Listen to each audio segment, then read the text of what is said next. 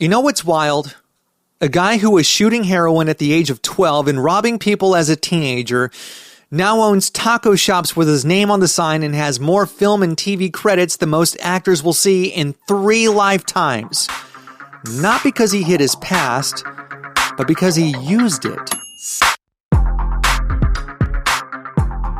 Today on Your Mic, we're going to talk about how the ugliest parts of your business, your career, your life, and the faceplant moments in your podcast journey can become the very thing that makes your show untouchable. Not in spite of the mess, but because of it. Let's start with the receipts. Danny Trejo grew up in Echo Park, LA. By age 12, he was addicted to heroin, and by his teens, he was dealing and robbing, bouncing in and out of juvie and prison for more than a decade on charges that included drug dealing and armed robbery. He did time in places like San Quentin and Folsom, real-deal violent institutions. Inside, he didn't become a model inmate. He became a boxing champion in the prison system. The guy you don't want standing across from you in a ring. Somewhere in all that chaos, though, he hit rock bottom. He got clean through a recovery program, found faith, and started helping other addicts get sober. When he got out, he was nowhere near famous. He was a former armed robber with prison tats, doing counselor work and odd jobs, trying to stay sober and keep other people alive. Years later, he gets a call from a guy on a movie set who's scared he's going to relapse. Trejo shows up to help. Someone on set notices the tats, the boxing background, this dude is obviously not acting energy, and asks him to train an actor and then to stand in front of the camera. That leads to Runaway Train, then Heat, From Dusk Till Dawn, Con Air, Machete, and the ridiculous number of roles where Danny, in his real, lived-in, been-to-hell look, is exactly what directors want. He doesn't sanitize the past, he sells the truth of it. Then he does it again with food. He goes from robbing restaurants to opening Trejo's Tacos in 2016. Have you been there? I've never been there. Then he expands to multiple locations and sister brands like Trejo's Coffee and Donuts and Trejo's Cantina, even jumping across the Atlantic to open in London. What's up with that? I'm in Houston. We need one in H-Town before London. Come on. Anyway, reporters literally quote him, joking that 50 years ago he was on his way to the gas chamber and now he's an international restaurateur. His line over and over goes something like this. Everything good that's happened to him traces back to helping someone else. That's the blueprint.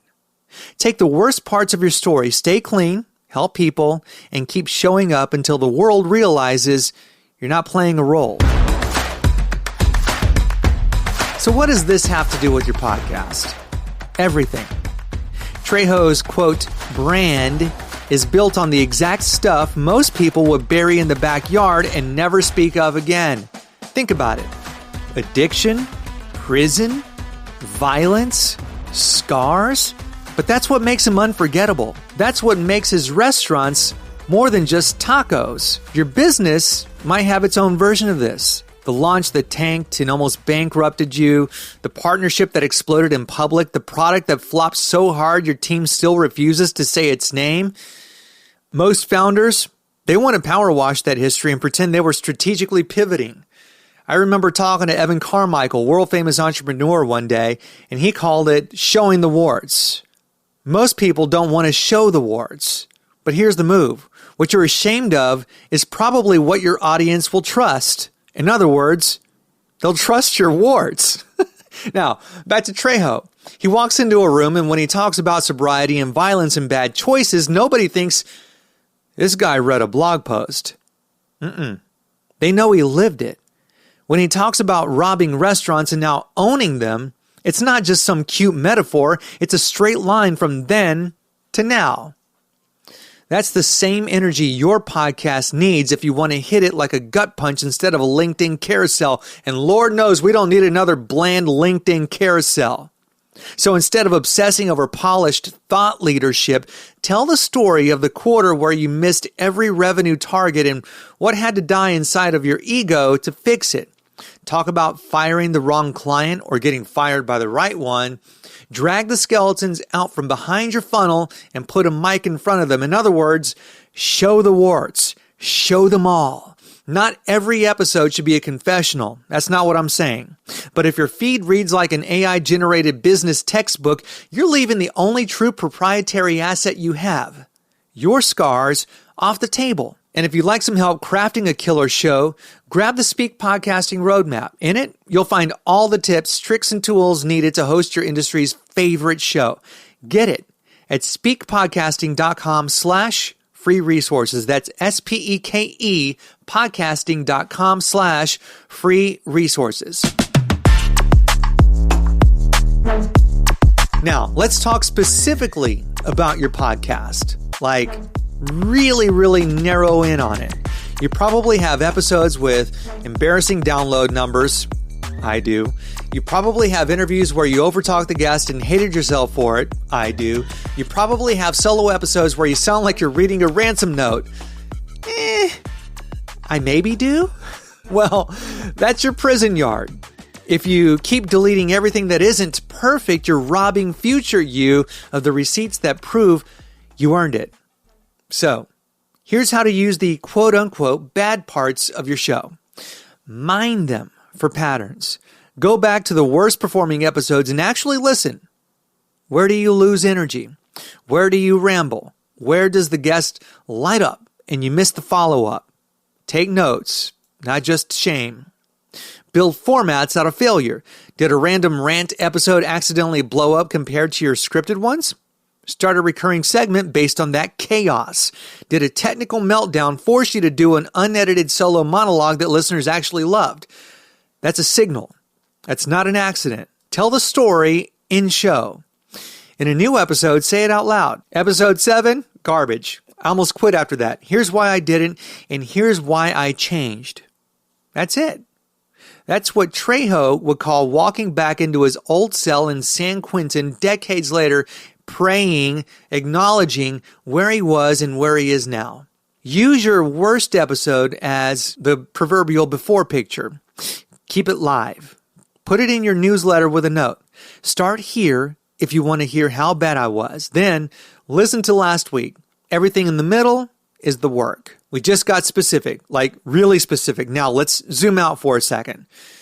One of my favorite writers of all time, Robert Greene, he calls it your life's task. The thing your life is quietly, relentlessly pushing you toward. The work that only you can really do. One of my other favorite writers, Paulo Coelho, author of The Alchemist, calls it your personal legend, your unique path. The one that, when you commit to it, makes the universe conspire in your favor. Trejo did not wake up one day and say, my personal legend is to be the guy who gets killed in 100 movies and sells tacos. No. Although that would be a strange vision. What he did do was he got clean and stayed clean. He made helping other addicts his North Star. He showed up when a guy on a movie set needed help staying sober. He said yes when asked to train an actor. Yes again when asked to step in front of the camera. He took the fact that he once robbed restaurants and turned it into, now I own them, and used that as a story to inspire people and to build a brand. You can call that God, the universe, conspiring, whatever works for you. But none of those quote-unquote conspiracies happen if he says no to the phone call. If he decides, my past is too dirty, I'll just keep my head down. Your podcast is where you practice saying yes to your life's task in public. Look, you don't need the whole mission nailed down. You need a mic, a point of view, and the guts to talk about what actually hurts. Because here's the uncomfortable truth. The thing you least want to talk about on your show is probably the thing that will make people build their week around your next episode. Let's get tactical. For the next 90 days, if you want a Trejo-style arc for your podcast, minus the felonies, of course, here's the playbook. 1. Name your worst chapter. In your notes app, write down the 3 ugliest truths about your business or career you usually avoid on air. a botched launch, a public burnout, toxic leadership season. No euphemisms. 2, pair each with a lesson you've actually learned. If you burned out, what systems did you build afterward? If you lost a partnership, what boundaries do you have now? If you pivoted, what data did you ignore the first time? 3, do 3 episodes. Build a mini-series. Episode 1, it could be something like, the time I almost shut it all down. Episode 2, the client I should have fired sooner. Episode 3, what my worst launch taught me about my best offer. Something like that. Start each one with the unvarnished story. End each one with the specific practices you use now because of those moments. 4, create a recurring prison yard segment. You don't have to call it a prison yard segment, but once a month, do a short episode where you talk about something that felt like punishment at the time, but became training. The deal that fell through, the speaking gig that bombed, I've had those. The episode with 10 downloads, I've had those and worse. Treat it like rounds in the ring. 5, invite guests for their sell-to-set story. Steal the Danny Trejo shape. Where were you at your lowest in business? What did you build out of that specific failure? How did that show up in your brand today? Listen, you're not collecting success stories. Those are cool, but what I want you to do is collect rap sheets that turned into resumes. 6, and this is the final step, anchor it all in service. Danny Trejo says the good in his life traces back to helping other people get clean. Your version is this.